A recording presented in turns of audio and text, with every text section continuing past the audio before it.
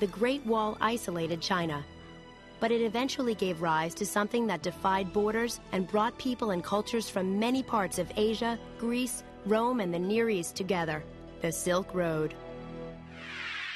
How do you learn about other cultures? In many of the cities in America, there's so many different parts, all the Chinatowns, little Italies. From books, from the internet. By reading foreign newspapers. I learned about the Japanese culture when I moved there in 3rd grade. I learned about the Mormon culture when I went to Utah. I talked with my friend, who's my best friend is Chinese. I have a lot of friends who are Italian, and every time I go to dinner at their house. I'm going to pick up a foreign exchange student from Paraguay. The Asian Culture Club and the African American Club, which I am part of.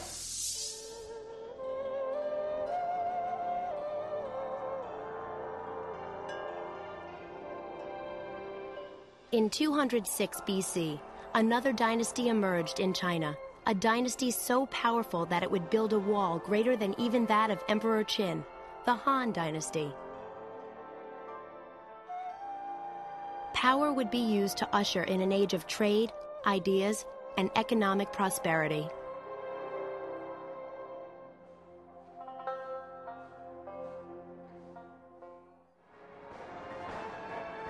The Han Dynasty of China lasted from 206 BC to AD 220.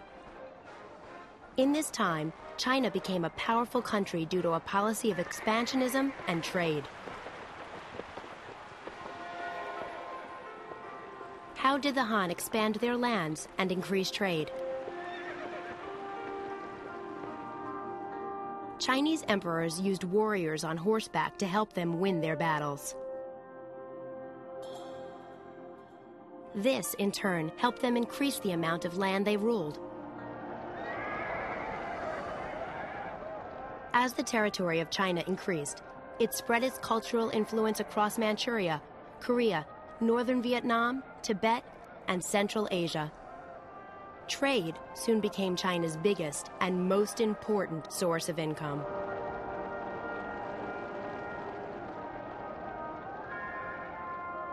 Trade was so important that the Great Wall was extended by the powerful Han Dynasty to protect settlers and traders from the Huns, China's nomadic enemies.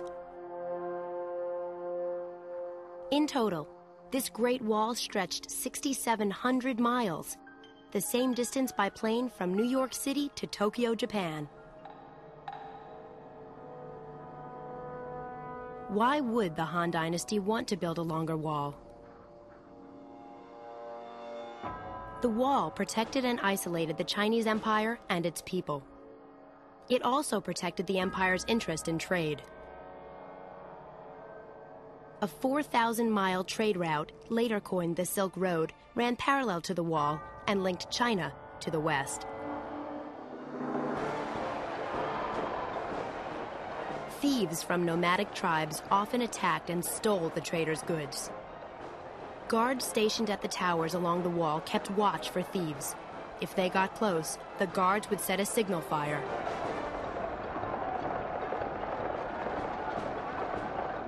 Smoke meant danger to the traders on the Silk Road. They could see the fires which burnt for 24 hours for 700 miles.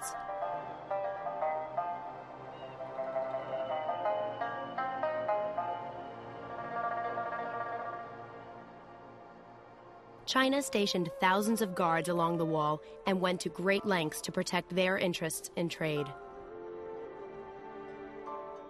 This is because China had a monopoly on silk, controlling the production and price of the material. People living outside China wanted to buy silk. Lightweight and beautiful, silk also retains warmth.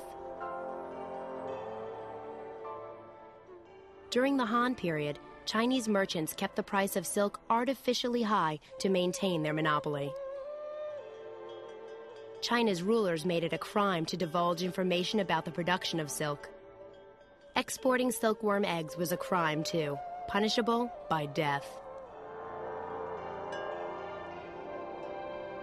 Traders introduced new products from the West into China.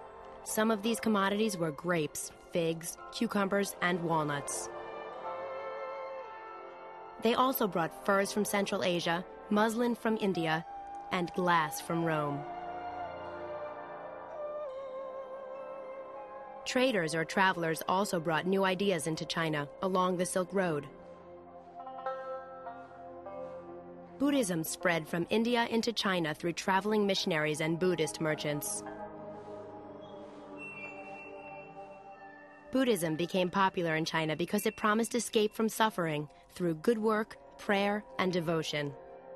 Buddhism offered hope of eternal happiness, and Buddha was seen as a compassionate God. The little desert oasis of Dunhuang is where travelers on the Silk Road sheltered by the Great Wall rested and prepared for one of the toughest stretches of their journey. Soon they pass through the Jade Gate, the last gateway in the Great Wall, and head for the terrors of the Taklamakan Desert, the worst desert in the world.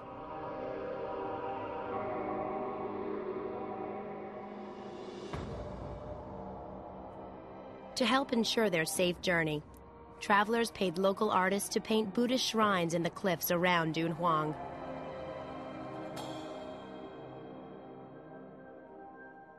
Shrines in which they had their own portraits painted, a reminder to the gods of the help they would require in the next few weeks.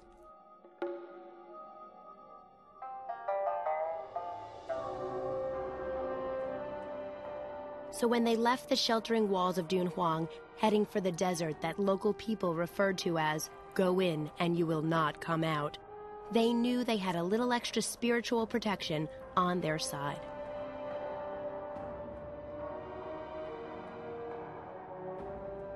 And this is where they finally left the protection of the wall and faced the dangers of the unknown.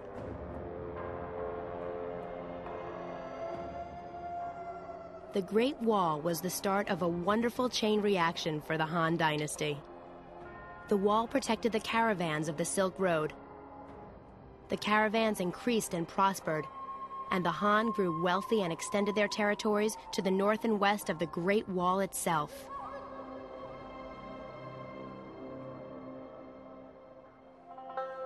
Traders and travelers, merchants and missionaries traveled the Silk Road, sharing religious ideas and goods and services for thousands of years.